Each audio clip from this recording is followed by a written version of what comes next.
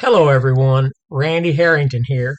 Uh, this video is going to show you a small daytime video clip that we captured in 2020 at the 400.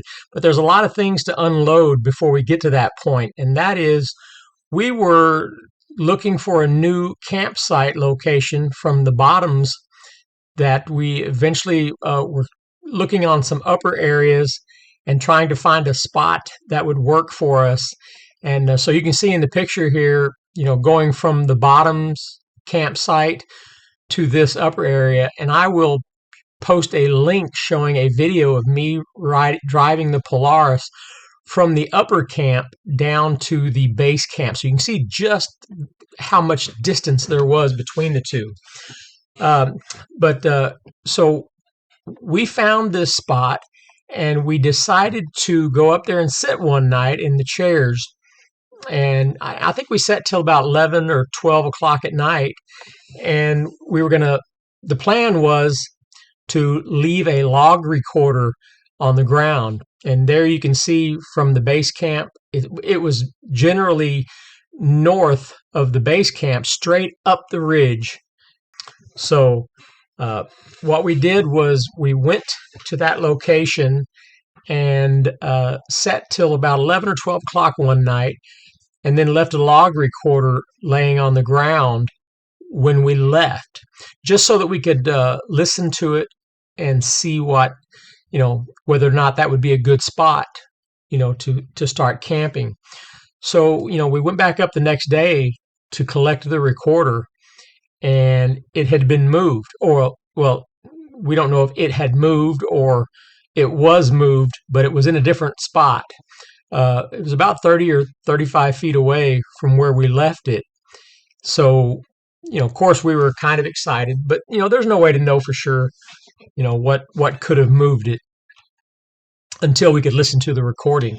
So we listened to the recorder, to the parabolic mic that was in the log, and there was lots of movement around, and it was just a matter of minutes. I would say within 4 to 5 minutes after we pulled away from that upper area to go back to the base camp, something moved in and was messing with the log that we had left laying on the ground, to the point that, well, visually we could see that it was moved about 30 feet or so. From what we could hear, it sounded like something was messing with it, even picked it up. We heard the recorder tumble within the log as it was being handled. And then there was a mumble. To us, it just kind of sounded like a mumble, or maybe I don't know, something was said, and we were able to get that isolated. And you will have to check it out. It kind of sounds like det, det. So amongst the approach of the log, the movement of the log, the handling of the log, there was a vocal of some sort. And so I will play the audios taken from that recorder from that night of leaving it there.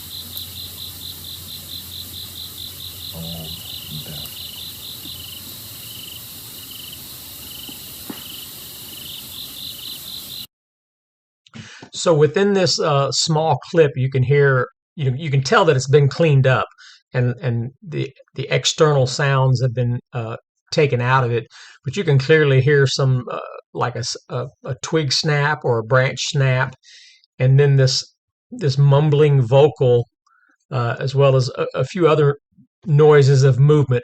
But here are some other cleaned up audio from that event.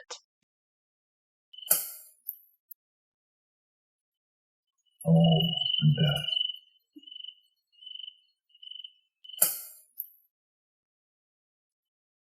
All and death.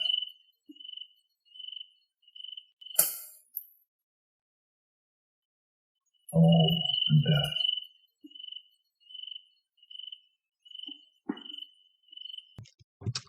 So there you have it.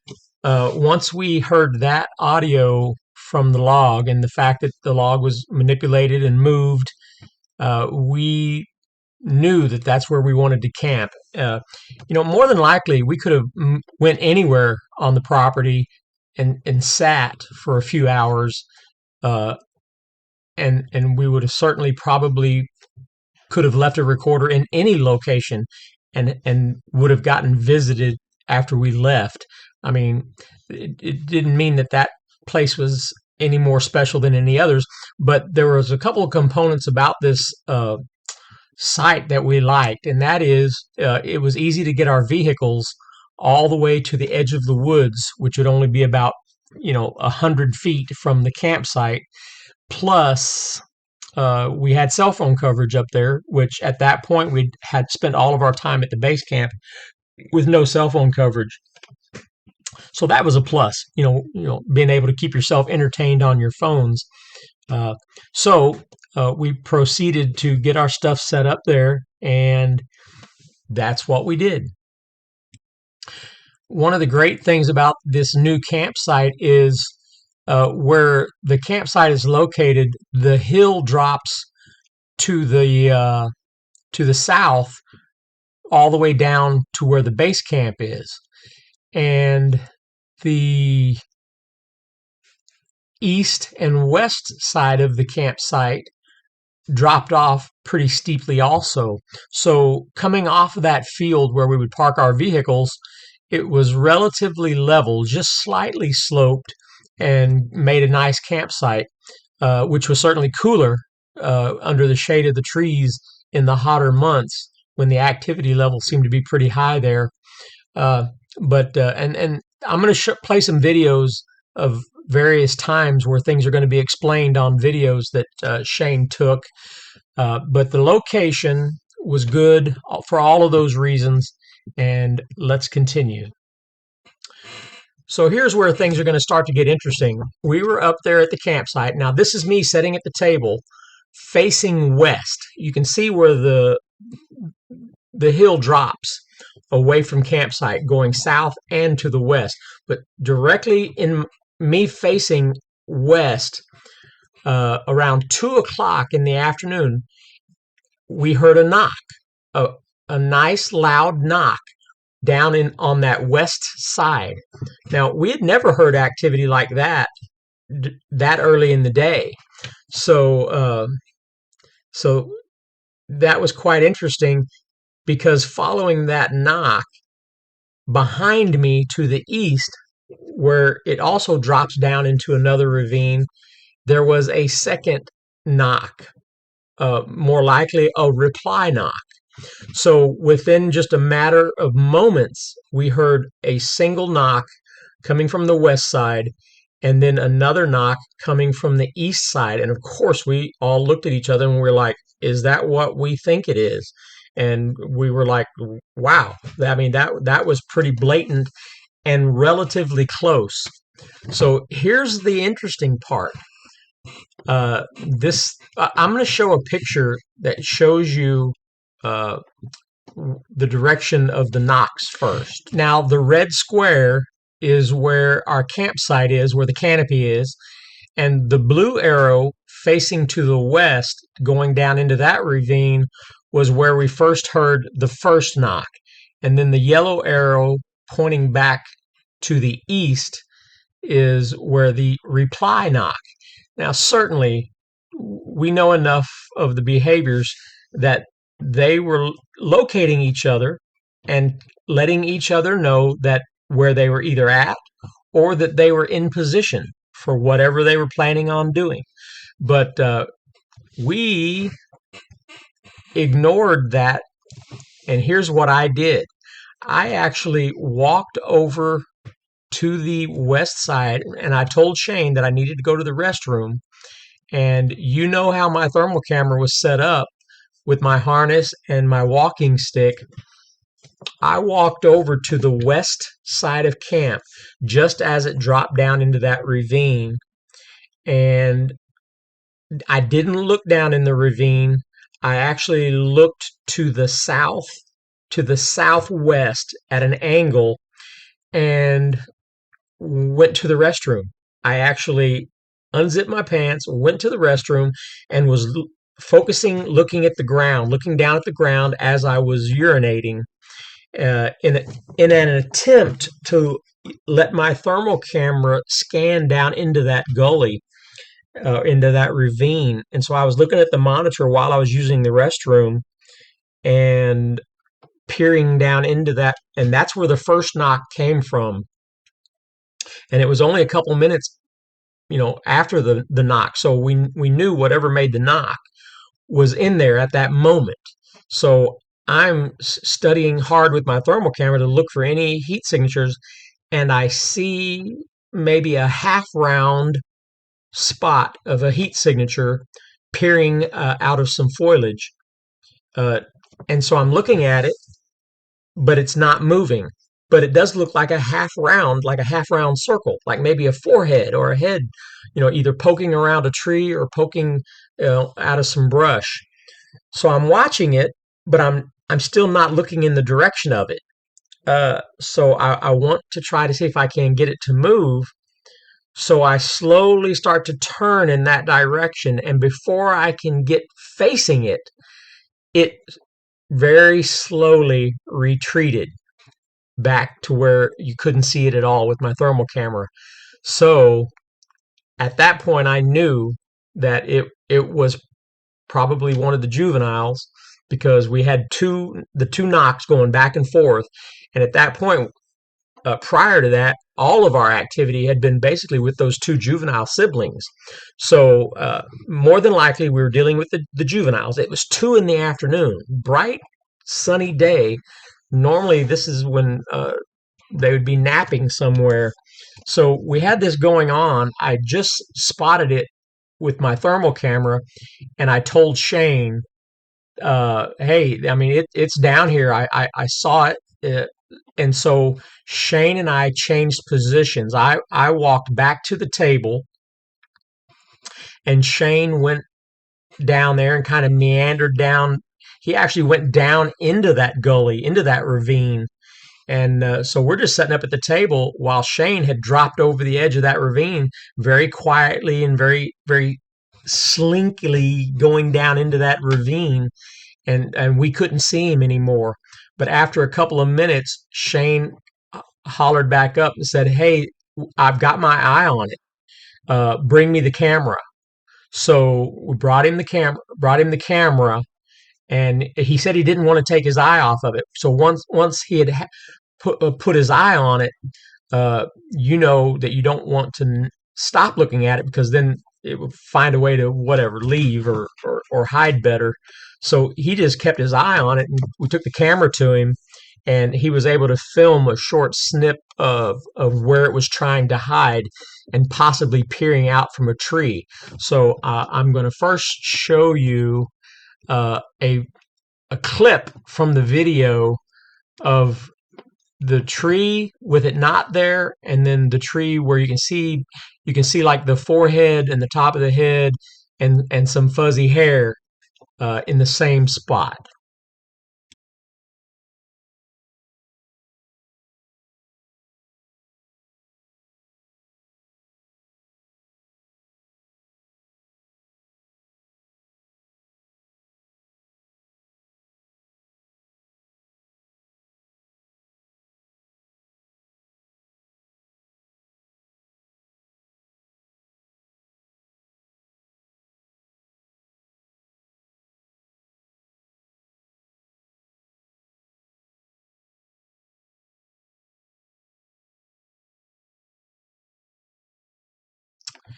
Now I'm going to play the video snippet going back and forth from when it wasn't there to when it was peeking out.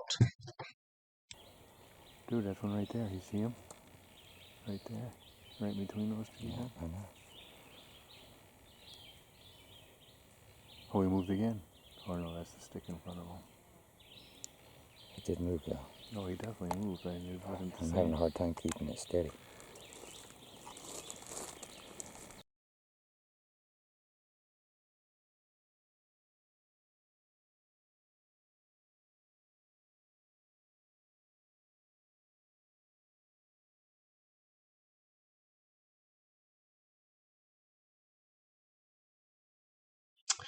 So there you have it.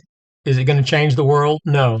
Does it involve a lot of behaviors of the tree knocks and the hiding and things like that? Sure. Uh, so there are other components to that day that happened. Remember, we had a second knock that happened on the east side of camp where the yellow arrow is. And Shane had an incident later where he went down to something happening on in that ravine that involved some vocals and some footsteps running through the brush.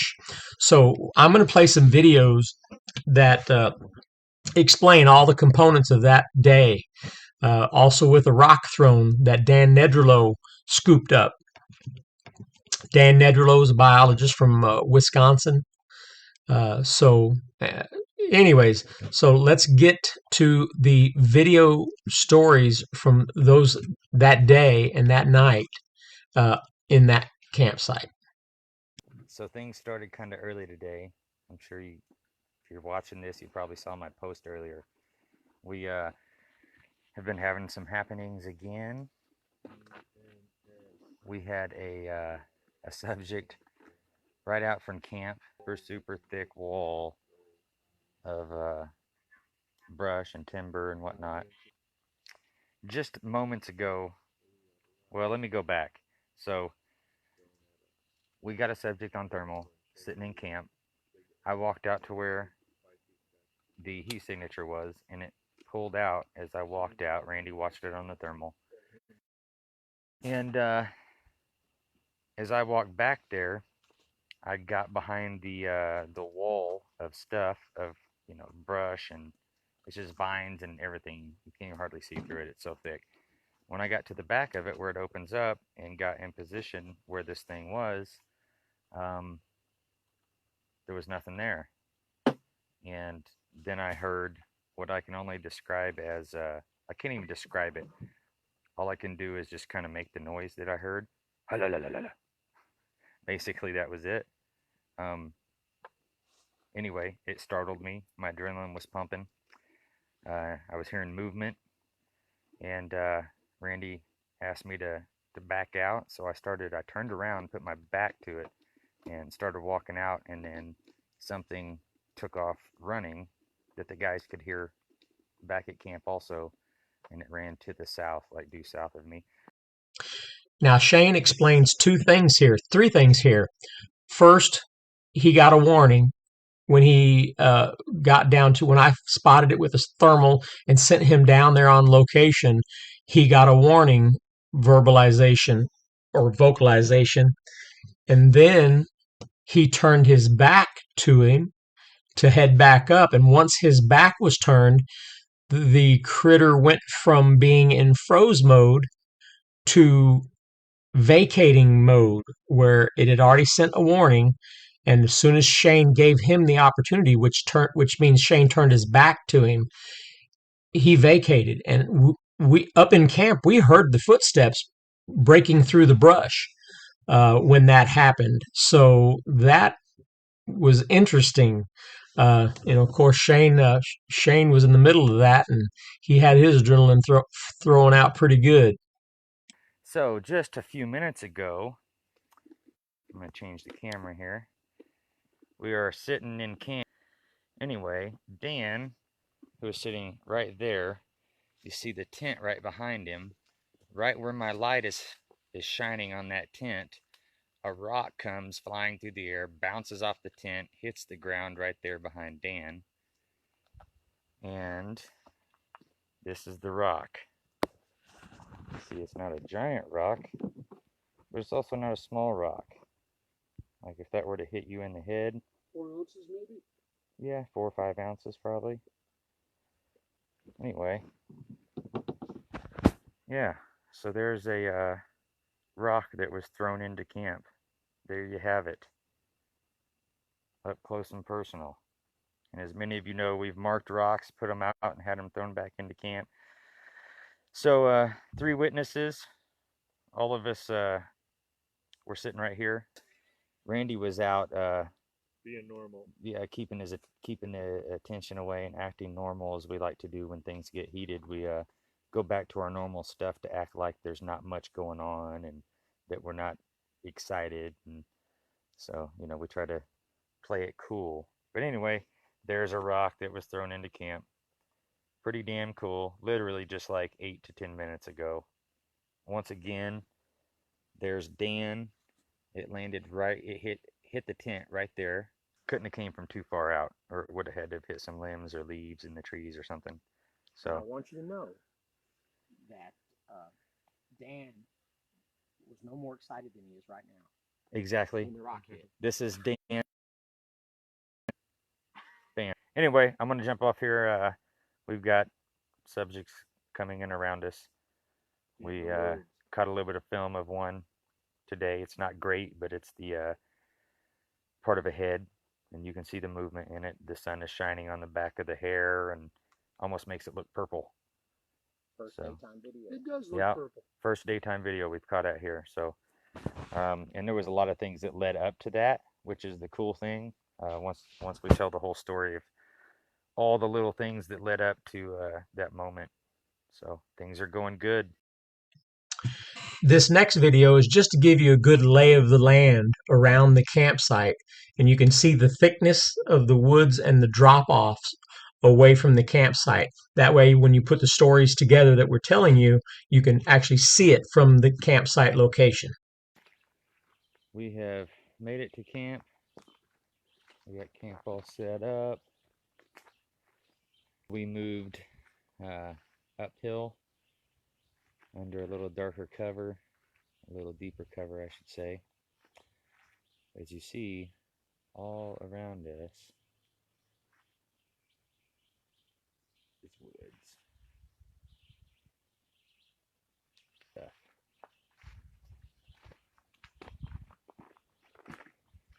Just take a quick little walk here. So one of the good things about this location for base camp versus our old is that, well, one, our old base camp, we gave them, they had a good buffer zone all around us. They had the creek to the north. It's a area in between on the east and west to get in around us. Now we're taking the high ground, and we're going to see if it makes a difference in how things are going. This is first time out in quite some time. We're just excited to be back out here.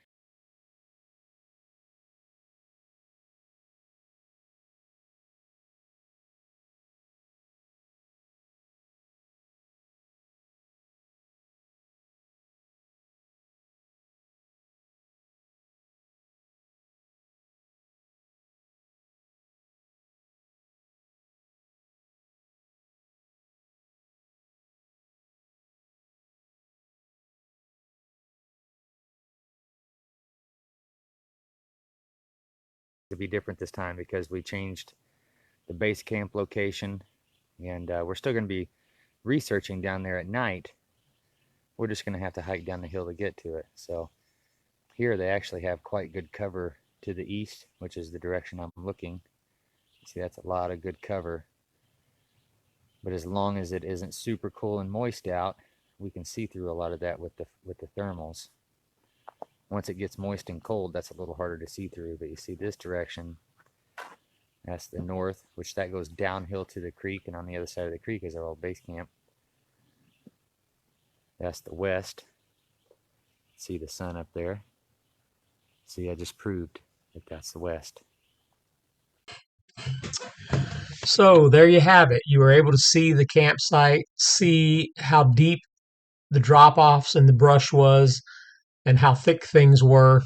There's a few components about what happened here, and that is the two juveniles moved into a position in the middle of the day, unbeknownst to us, until they knocked back and forth to each other.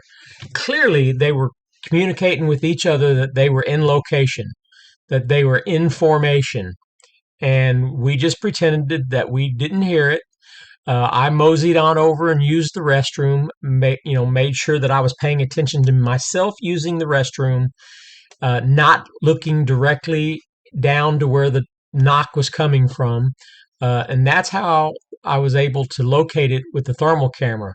It wasn't actively trying to hide too much.